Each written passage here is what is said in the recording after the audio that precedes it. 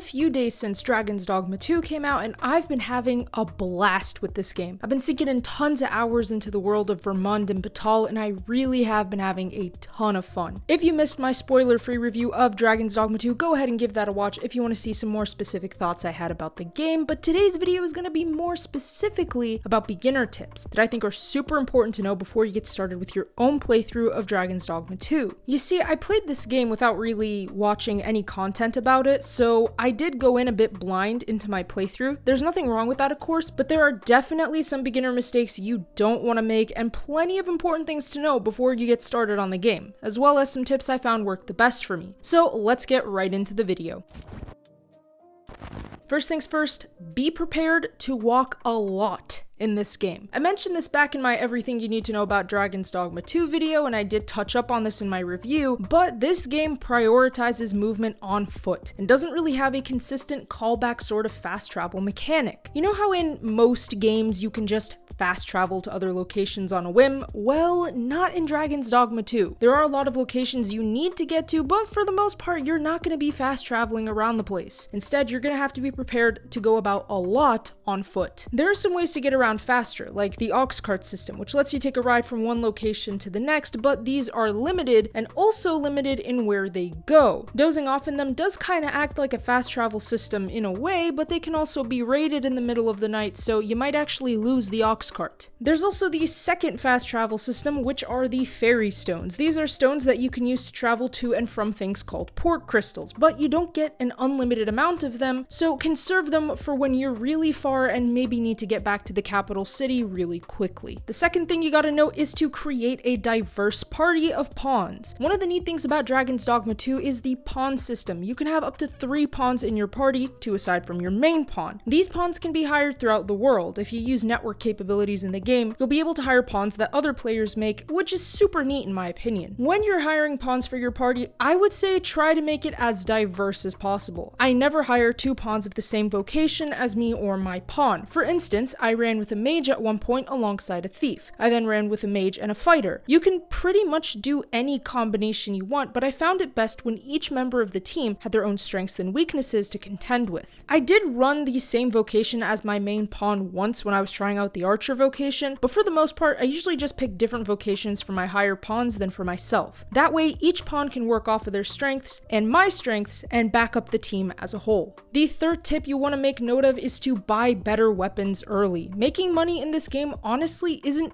that hard. Plus, if you're not blowing through your reserves of money early on, you'll probably find yourself with a ton of money at some points in the game. You can use these for just about anything, but I recommend buying better weapons as early on as you can. Better weapons come with better stats in vital elements, which makes it easier to fight against certain enemies. The more powerful your weapon, obviously the better your life will be. You can also enchant the weapons and your armor to make them even better, which I totally recommend doing for weapons that you know you're gonna keep using. Don't enchant weapons you're gonna toss later. Don't do that. Furthermore, buying weapons isn't hard at all. You can go to any populated area like the capital or the border checkpoint and just stop by the shop, buy some weapons, and move on. The fourth mistake, which is one that I regrettably made, is to not buy the Marcher armor. One mistake I made without realizing it is the Knight's armor or the Marcher armor that I bought early on in the game. When I got to the capital in Vermund, I didn't realize that the armor used by those knights that you see patrolling around doesn't actually need to be purchased. I ended up wasting a bunch of money to buy this armor set, but it turns out that you can get it for free by heading to the Vernworth jail tower and opening a chest that contains the items. Now, the stats on this armor aren't insane, and eventually I didn't really use it much anymore, but at the beginning, I mean, who cares about stats when you can have aesthetics? I don't know, I just ended up enchanting the armor at some point, but with different vocations, it's not really good, so you might not use it forever, but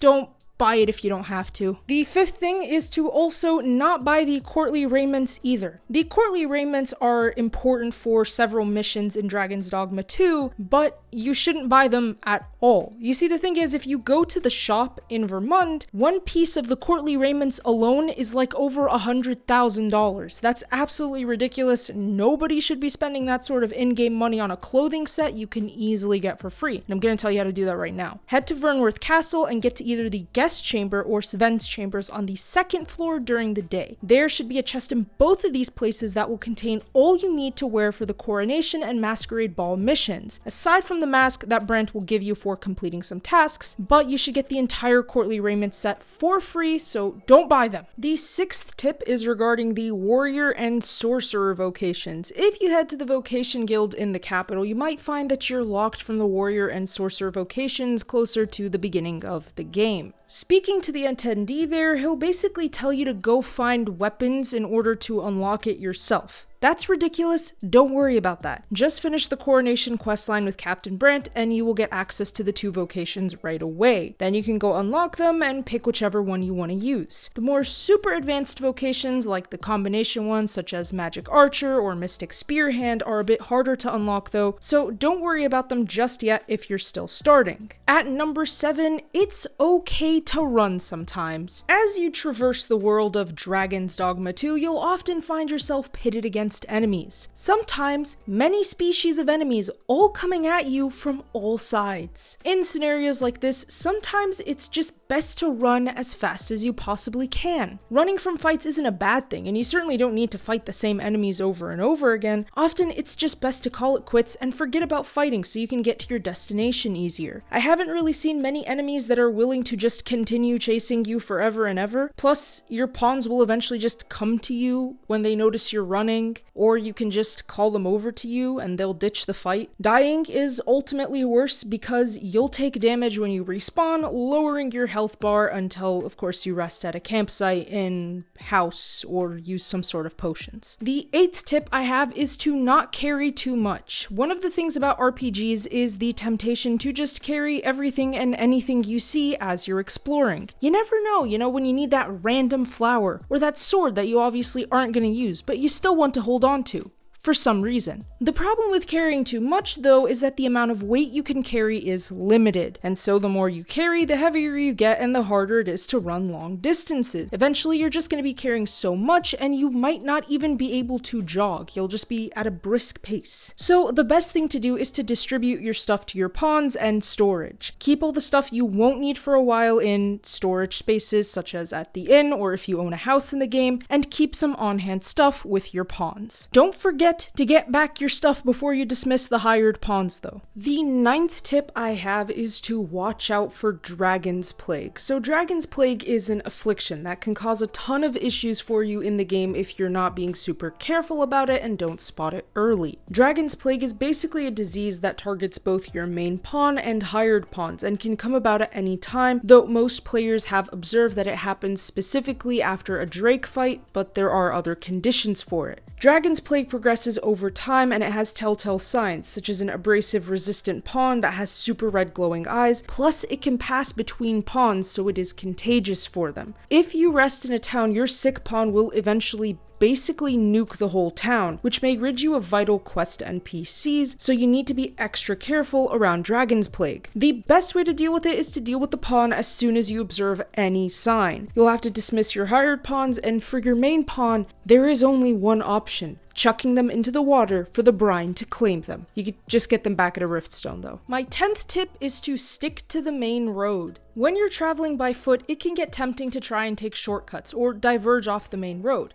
I've done this a lot, personally. However, the main road is arguably the safer part of your journey. There are less monsters on average hanging out on the main road, though again that doesn't mean that there are no monsters, because you'll often find many groups of goblins ready to just attack you on a moment's notice. Either way, sticking to the main road avoids some of the more terrifying foes out there, plus it's faster and easier to take to different destinations if you just stick to it. It is the main road after all. My 11th tip is to not overlook golden beetles and smoking discs. As you travel throughout Dragon's Dogma 2's world, you may find yourself face to face with these golden bugs and round smoky discs. Don't just walk past these and ignore them. go grab them please. The golden bugs are golden beetles. These, when consumed, let you carry more weight, approximately 0.5 kilograms per beetle you eat basically. That is very important in a game where you're gonna have to be carrying stuff a lot. The discs are seekers tokens, and these can be traded at vocation guilds. When you have a certain amount of them, you can redeem things like fairy stones or armor sets. My 12th tip is to make sure you have a camp kit on you at all times. When you're traveling, it is super essential to keep a camping kit on you at all times. You may even need more than one, which you should distribute throughout your party. You may find yourself damaged from a difficult fight, you may find that you need to charge your health back up again. Whatever it may be, keeping a camping kit lets you rest at campsites, allowing you to get your health and stamina back all the way up. However, when you're camping, you may get raided. Raids destroy your camping kit, which is why I said to make sure you have more than one distributed amongst your party's members. You may lose a kit, and having backups is vital to your success in long travel. Sticking to the main road is the best way to find campsites because they'll often be close by. Just look for smoke in the sky, that's how you know that you're close to one. My 13th tip is that consumables expire. Sometimes you may find yourself picking up some fresh fruit along the way. That's great for health in dire moments of need, but like in the real world, fresh fruit can go bad, unfortunately. That's why it's important to keep track of the fruit you're carrying and to consume it before it goes bad. Once it goes bad, sure, it can give you some health, but it's gonna cause some sort of affliction, and, well, that's just not worth it. Unless you're like insanely desperate, but I doubt that you should be in this game. My 14th tip is actually related to an advanced combination vocation, which is the Mystic Spearhand. You can actually unlock this one pretty early in the game. If you're looking to play the Mystic Spearhand vocation, because why not, it's awesome, then you can actually unlock it really early in the game, probably within your first 5 hours. After completing the monster culling quest, you're gonna head back to Melve, fight that dragon that shows up, meet Sigurd, and then you've unlocked it. Missed Sigurd? No worries. Just head to Hard Village, go to the coastal hut, interact with him, and that's it.